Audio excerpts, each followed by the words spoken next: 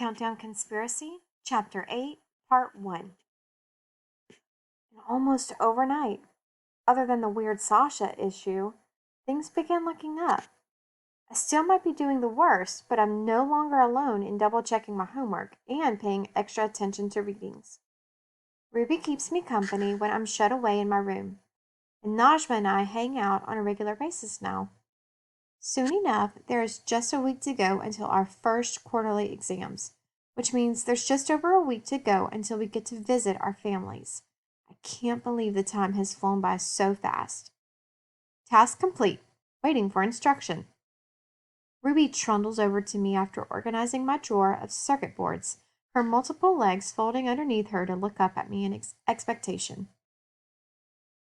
Thanks. That's all for now, Ruby. I've got studying to do. You can power down. Good night, Miranda. Her lights blink off, and I smile. Then I get up and wander out of my room to check if the kitchen has any instant cocoa packs. Ruby might get to rest, but I gave up on sleeping a while ago. I can't fail our exams. Studying needs to be my entire life. It turns out I'm not the only one awake at 1 in the morning. Anna sits in the common room, using the touch table to project the spaceplane cockpit controls around her. Hi, Anna, I say, walking past her to the door, carrying my mom's "it's an astrophysicist thing you wouldn't understand" mug. Do you want any hot chocolate?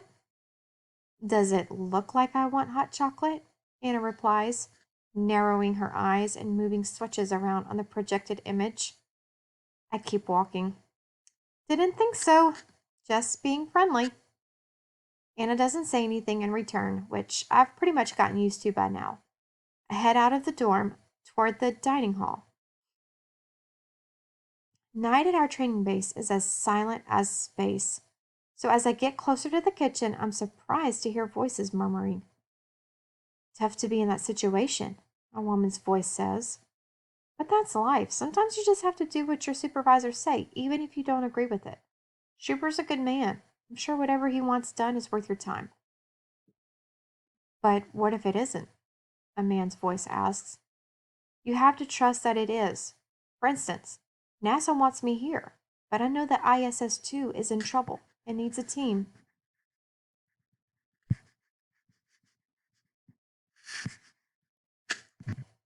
of specialists up there with the next set of equipment. They have a leak. I could help them, but around the corner to find Lizzie and Mr. Burnett chatting over steaming mugs. They stop talking and stare at me. Hi, I say, sidling into the kitchen. Just, getting some hot chocolate. My face is red. All people to run into on a midnight snack run. No problem, Lizzie smiles at me. Still hitting the books? Yeah, I say. Trying to, at least. What was that about the ISS-2?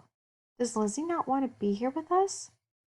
Start calculating the rate of the rising steam from their mugs in an effort to derail that upsetting train of thought. Well, don't let us interrupt, Mr. Burnett says. At that, I scamper by them, finding some cocoa mix and milk and adding them to my mug as quickly as possible. Then I head back to my room. See you in the morning for spaceplane practice, I say to Anna as I pass on by.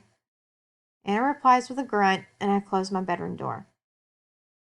Quarterly exams are officially the worst thing to happen to me since our boat got bombed. If I thought I'd been embarrassed earlier about how poorly I was doing compared to the other cadets, it's nothing next to having my scores posted live for the whole base to see daily. So if we've got 30 pascals of pressure on Mars and we're coming in at 31,200 kilometers per hour and we need to slow up by... I trail off, tapping my stylus on my palm. Still sweaty from our calculus exam earlier that day. I know I did awful, but focusing on that won't help me pass the next test, so I force myself to concentrate. Najma types quickly into her tablet. Remember, the main parachute isn't functioning. Right, I sigh. No main chute, and we're coming in at top speeds. Across the way, Anna's door is shut tight. She's been studying on her own this entire time. I can't help but wonder how she's been scoring better than everyone, even Najma. It's no shock she's beating me. Everyone is. My one remaining hope to prove I'm the best at something, anything, is mechanical engineering. But even there, I doubt I'll beat Tamaki. My droidlet beeps, interrupting my thoughts, and I pull it out to see a text from my PR team, Mary and Michael. We will debrief you soon. Reference, situation in Russia. In the meantime, try not to watch the news. Don't make any public statements until we talk. What situation in Russia? Is everything okay? I think about Sasha and squeeze my hands into fists. Najma? Yeah, she replies, engrossed in her notes. If someone tells you, don't turn on the news right now, what's the first thing you'd want to do? I try to keep my voice casual. I don't know, she answers. It'd depend on who it was telling me. I squish up my mouth, biting backwards. That isn't what I wanted her to say. Oh well. I switch on the breaking news app on her touch table. It syncs to a live news feed from some city I don't recognize. People are forming a mob in the streets, holding up signs in Russian. Before I can even start to translate them, I hear the chanting. While I'm rusty on written Russia, their spoken Russian is simply enough for me to follow. Miranda, go home. Miranda, go home. Each time they say my name, it's like they're clubbing me in the head. Sasha was robbed. Miranda, go home. More people join in by the second, and what looks like an American flag burns behind the original group of protesters. It's practically a full-on riot. The news reporter talks over the footage. Protests continue in Russia as new evidence comes to light that Miranda Regent, U.S. Destined for Mars nominee and ISECG chosen cadet, may have been shoehorned into the program by the American government. President Nelson is denying these allegations, but this is only adding to the tensions between nations, as many in the United States still believe that Russia was responsible for the attack on young Regent's ship several weeks ago. Najma isn't stuck in her notes anymore. Instead, she stares at me, her mouth just as wide open as my own. That's got to be a lie, she says. They wouldn't have done that. They couldn't have. A ball of ice rolls around inside of me, like a tiny lost comet. Shoehorned in? As in, the United States might have forced the ISECG to pick me? I refuse to believe that you didn't earn your way onto this team, Najma declares. I swallow, trying to fight back the idea, but it hurts and I can't. I don't. Well, it makes sense to me, Anna says, walking up behind us. She is the worst of us all. You know that as well as I do, Najma. The comet inside me tears into pieces.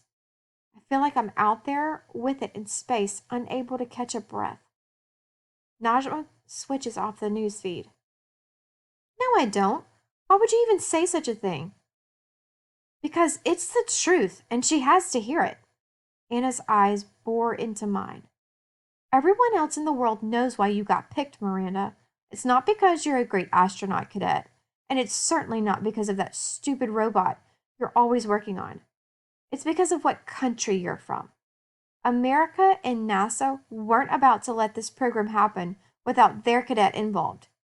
You shouldn't really be here, and you know it. That's not true! Najma stands up, blocking Anna from me. Leave her alone. Oh, grow up, both of you, Anna says, pushing past me and heading back to her room.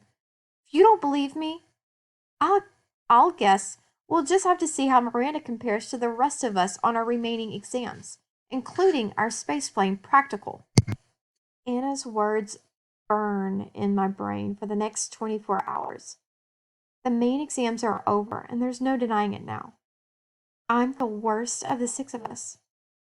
But we still have our spaceplane exam to get through, and I'm determined to make up some points today. There are 3 helicopters heading to the launch island, and they split us and the staff up between them. I learned, to my surprise, that all of our staff are flight certified, including the professors. Dr. Singh is our pilot. Apparently, that was one of the requirements of working here. Speaking of the staff, one of them, no one would tell me who, decided I should ride over with Anna. So there is no talking during our time aboard the helicopter. Thank goodness it's a short trip. You know, this would all be more convincing if we had real astronaut suits, Tamaki says, once all three copters have landed and we've unloaded onto the island. Next time we'll have them, Najma says. That's what Mr. Burnett told me on the ride over. At least they cleared us to use the plane without those clean room suits, Esteban says. Those just made me feel like I was in a hospital. They're only letting us go without them because all the remaining sensitive parts are cordoned off in the rear of the spaceplane, Anna says. Eventually, the whole plane will be accessible without special attire. We walk as a group now, heading toward the launch pad. Ambassador has been set atop several booster rockets, and she looks even more massive sitting upright than she did when she was on her side in the hangar. I shiver.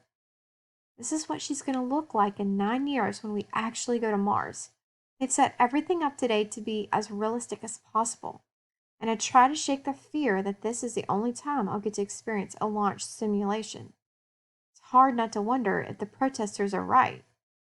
If I really was just picked because I was the American candidate, and if so, if I'll get booted from the program once the truth is found out.